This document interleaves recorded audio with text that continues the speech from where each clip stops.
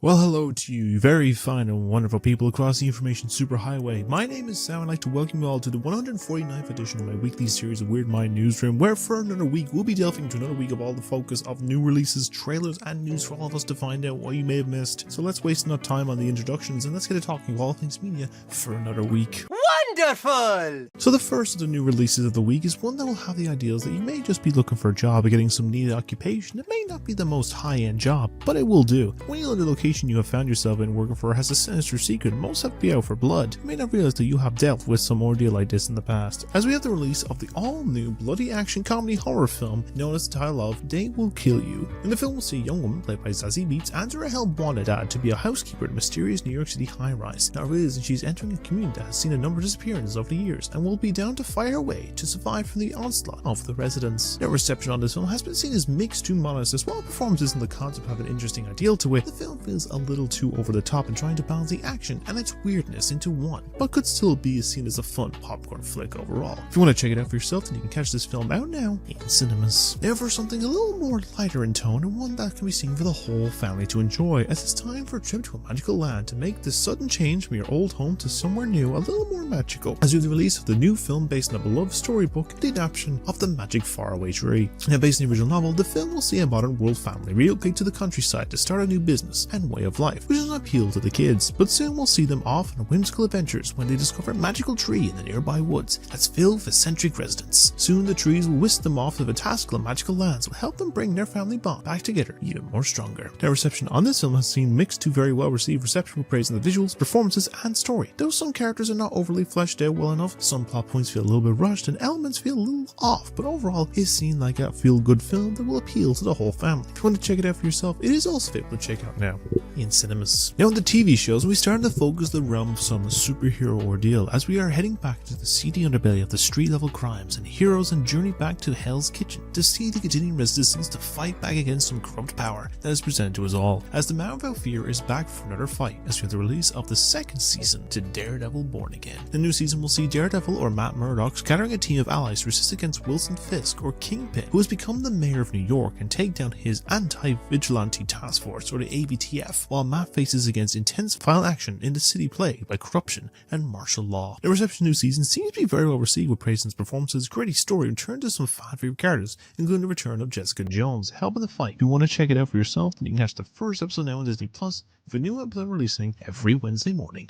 For the next TV show is more of a special than a full release series of anything that is more than the focus of the realm, but return to a time when everything seemed a bit crazy and mad, that sometimes it may be best to find a way to live a double life and live the best of both worlds, as we have the release of this special 20th anniversary edition reunion based on the popular Disney Channel series of Hannah Montana. In a special, we'll see Miley Cyrus sit down with some previous cast members and some special guests to reminisce on some time working on the original series, and also giving some performances to the iconic pop star with some classics and new songs to go with it. Their reception on the special seems a little more mixed, though while the sense of nostalgia and the song performances were well liked, many people felt that most of the guest stars, besides a small handful of the cast, were really unnecessary and had no connection with the series, and that Miley came off a little too egomaniacal, which makes it sound a little like the Friends reunion from 5 years ago that had so many guest stars that had nothing to do with the original series at all. But some fans of the original show seem to love it as well, and that's all we wanted. If you want to check it out for yourself, you can catch the full special out now on Disney Plus. On the games, and the first of the two will be the ideals of some stories that you may recall from the past could be well and truly done and wrapped up, but there is always a chance that if given a moment, an encounter, and some form of abilities to manipulate time, it may provide a sense of a different ending to a story. As coming in a surprise release, we have the all-new epilogue/sequel game of the popular narrative choice series,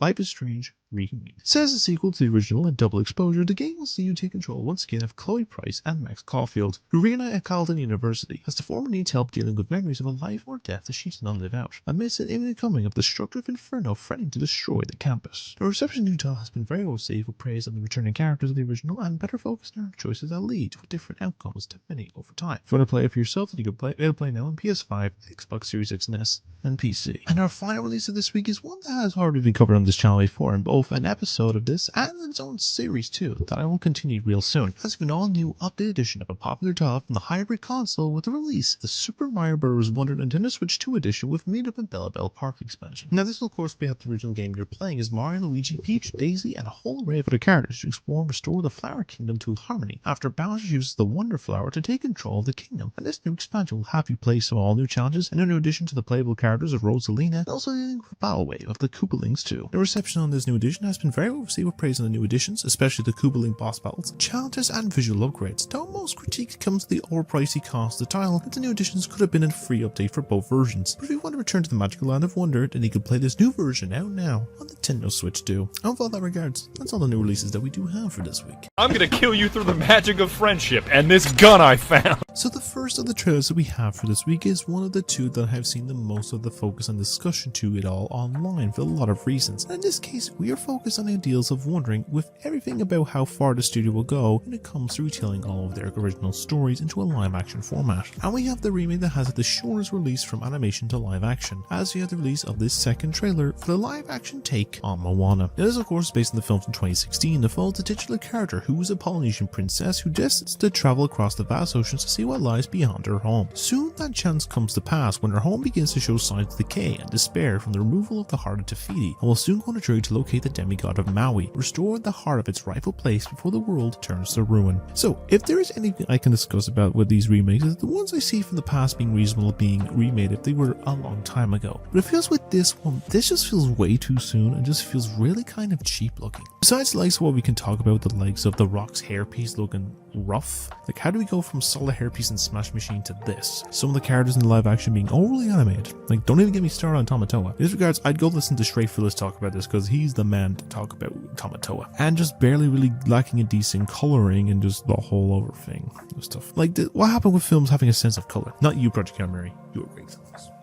I love you, Rocky. And I just feel that it's the case that people still go to these making them when they really just not needed. Besides some that maybe had a rough original box office and would work wonders in live action. But I guess we'll see what the box office will come from it, I guess. I'm already watching the eventual rewatch-a-thon kind of things, but I guess we'll see what the release into cinemas from the 10th of July. But we'll see. The movie from live action remake to more comical form of a whodunit, it's time for a new adventure in the focus of mystery, death, suspects, and a lot of role about to be raised, all in the name of justice and making the sense of the murder mystery being a lot more different than the usual affair, as we have the release of the all-new trailer for the upcoming title of The Sheep Detectives. Then the film follows a shepherd named George, played by Hugh Jackman, who loves to read murder mysteries to his flock of sheep, never suspecting that they could understand him. However, when George is found dead under mysterious circumstances, the sheep decide to solve the crime themselves, even it means leaving their meadow for the first time and facing the fact that the human world isn't as simple as it appears in books. Now, if anything, I do enjoy a fair few murder mysteries from the series, the goofy, and the adaptions, and this has been appealed to the likes of the concept of having the usual detectives coming for us, the likes of animals, and honestly, this looks like it could be something that I will find a lot of entertainment out of it, and actually looks like a very fun time. And it's not too long away from release either, as the mystery will be unleashed in the cinemas from the 8th of May. Our third trailer for this week is bringing us into the world of animation, as we're giving a focus to the world of adventure, mystery, and a strong connection bond, and the power of friendship that can span across continents and decades, as we have the release of the newest film coming to us from Dreamworks Animation with the title of Forgotten Island. And the film is set in the 90s in the Philippines, where childhood friends Joe and Riza promise to remain close forever. But as they graduate from high school, Riza prepares to move to the US at the urging of her parents. Fearing the loss of their bond, Joe starts to persuade her to stay, but suddenly they are transported to a portal to the fantastical world of the Forgotten Island of Nakali, where memories fade the longer one remains. So it's a case that I will say the Dreamworks really likes to go the route of bright and colourful, and I can see that given the directors were the ones that gave us the fantastic Buzz and Boots The Last Wish, I can definitely see they learned from it and evolve the concept of the fantastical world that the island will show as an appeal to some characters that I'm sure we'll get accustomed to. I'm sure we'll have an appeal and could have an entertaining story and more appealing visuals and wondrous character designs that I'm sure we will look into. And it's a bit of a time before its release, as the film will be dropping stateside on September 25th before arriving here on the 16th of October. Now our fourth fourth trailer that we have in focus this week is another heavily discussed and debated trailer from the week, and it's one of those series that I have been making my point clear about since it was first announced in the works for about 3 years now. It seems that after casting discussions, backlash, and all other forms of ordeals, it seems that the ideas of the magic will be beginning once again for a second time around, as we have received the first trailer for the upcoming TV series adaptation of Harry Potter and the Philosopher's Stone. Of course, the season will be based on the original first novel of the series, and we'll see a young boy named Harry Potter who lives with his neglectful and abusive Aunt Petunia uncle Dursley, who will discover that his long deceased parents were magical wizards, and he is one as well, and we'll see him whisked away to a place known as Hogwarts School of Witchcraft and Wizardry, where he will make new friends, enemies, and learn of some very new secrets of the wizarding world and the truth of his identity of the boy who lived. So, as I made myself clear with this whole series, I've said it since the announcement that the series is really unnecessary, especially with the first half of the franchise. The books had the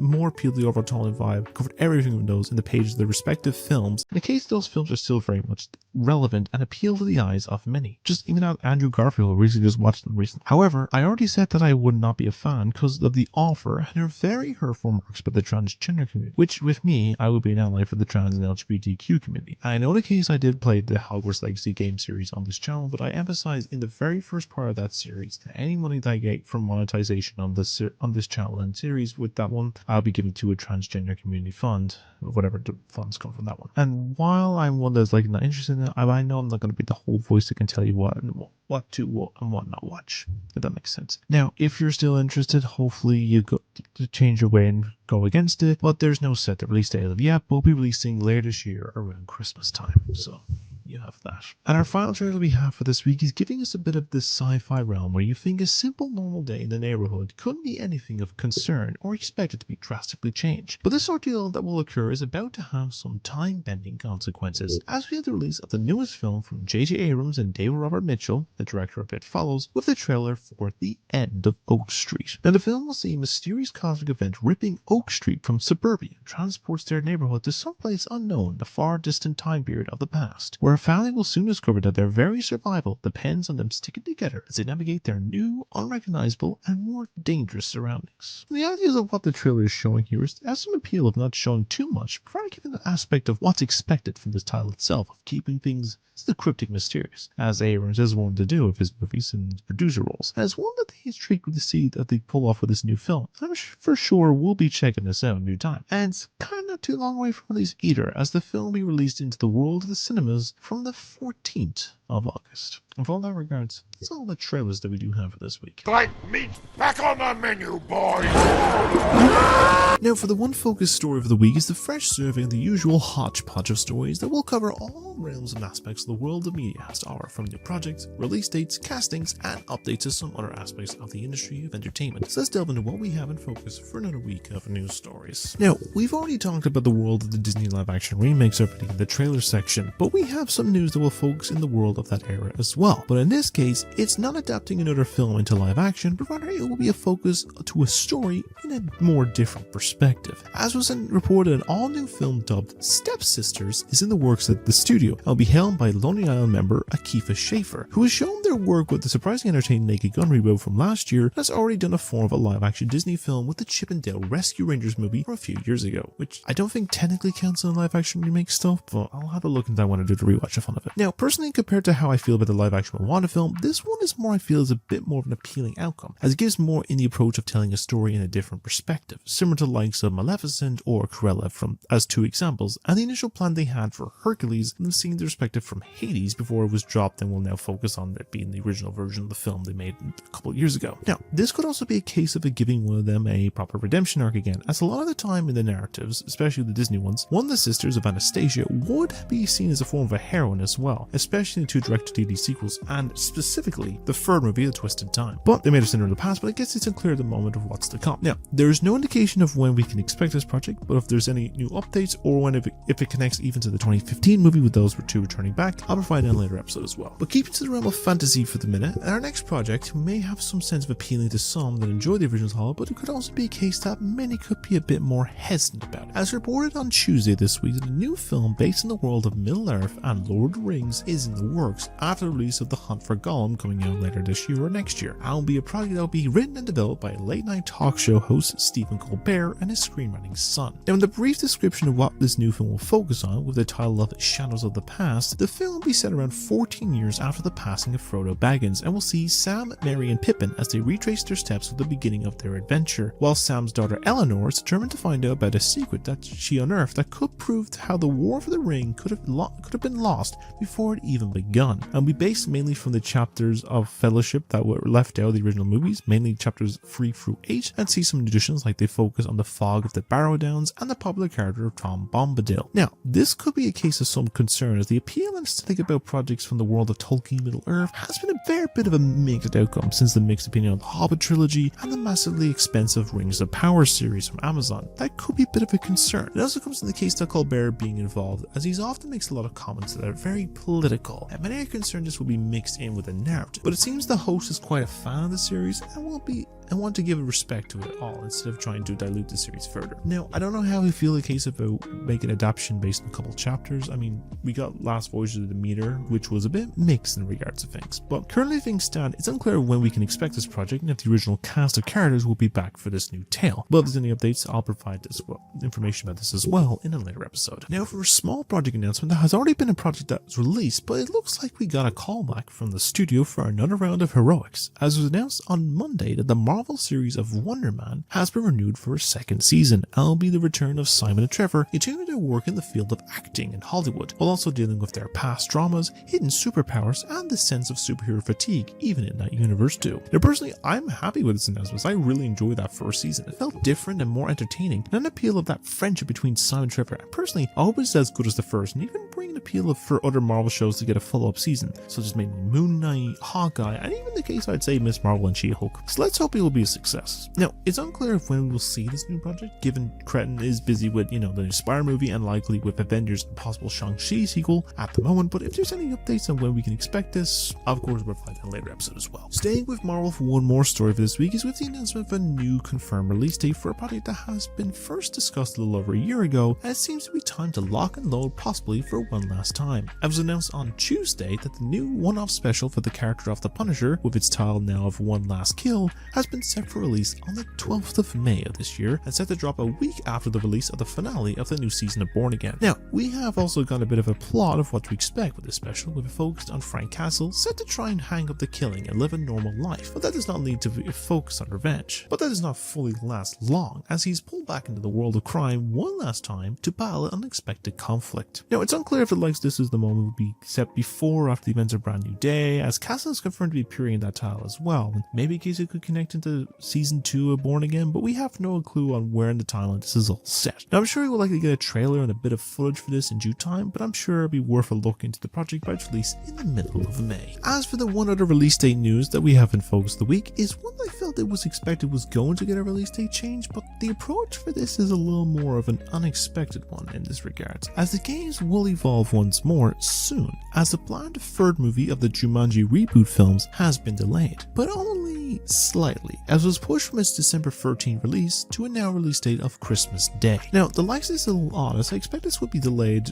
even into next year, so would not be completely decimated at the box office of the Doomsday double bill of Dune Messiah and Avengers Doomsday. But just as a 2-week delay is an odd one, but it seems their approach was, instead of having a 5-day chance and then being obliterated out of cinemas by those 2 blockbusters, but moving into the holiday season will see it a bit of a chance for them to make some cash and a bit more of an alternative family adventure to the movies, with that now going up against another family film that's also releasing around Christmas Day, which is the third Angry Birds movie. But I guess we will see from how the outcome of this will all be. Now, I really enjoyed those first 2 movies, and I'm sure it'll be well worth a watch. I may do a form of my own version of this, which in case I would call Doomanji, which I prefer over Doomsday personally in the case of things. I'll do a double bill of Doomsday and Jumanji free, but I guess we'll see with the first bit of footage and release of this movie come by December of this year. On the likes of the one bit of casting that we have in Folks of the Week, it looks like the cleaner is getting themselves a new client to work for that will come with an array of secrets, as it was confirmed on Wednesday of this week that Kirsten Dunst has gotten another film in the way, as she will be starring bringing the sequel to The Housemaid with The Housemaid's Secret alongside Sydney Sweeney and being directed once again by Paul Feig. Now, like case from what I can get from the plot of the second novel is that she will likely play the client who may be bedridden and can't see her face and will have some dark secrets hidden behind the doors of that home she will find herself in this time around. Now, it seems like the case that the original was a success in what I've seen, and likely if this one is as much as the first one, I'm sure we'll make a third movie based on that third novel, the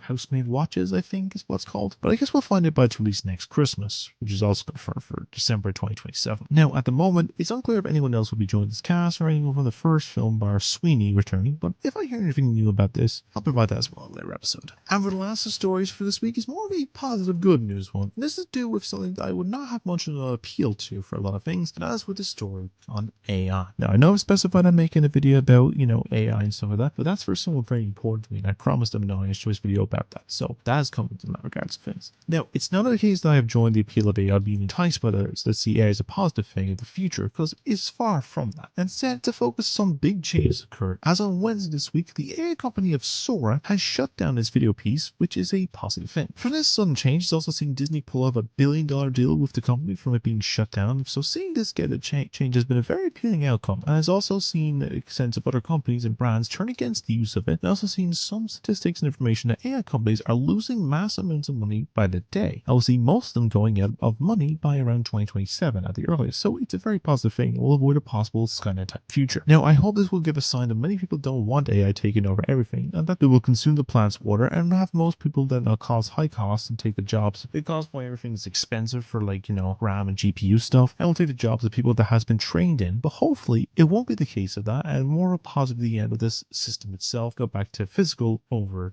AI takeovers. But we can hope and dream. But what do you think of all these stories? Will you be watching a new stepsister film from Disney? Do you think the new Lord of the Rings film will be good or should be left as is? Are you excited for a second season of Wonder Man? And what other Marvel series should get another season? Will you be watching the new Punisher special? Is the date change for Jumanji a solid move or a mess? What else do you see during the Housemaid sequel? And are you happy with the chat closure of this AI program? Let me think of these all down below. For all that regards, that's all the news stories that we do have for this week.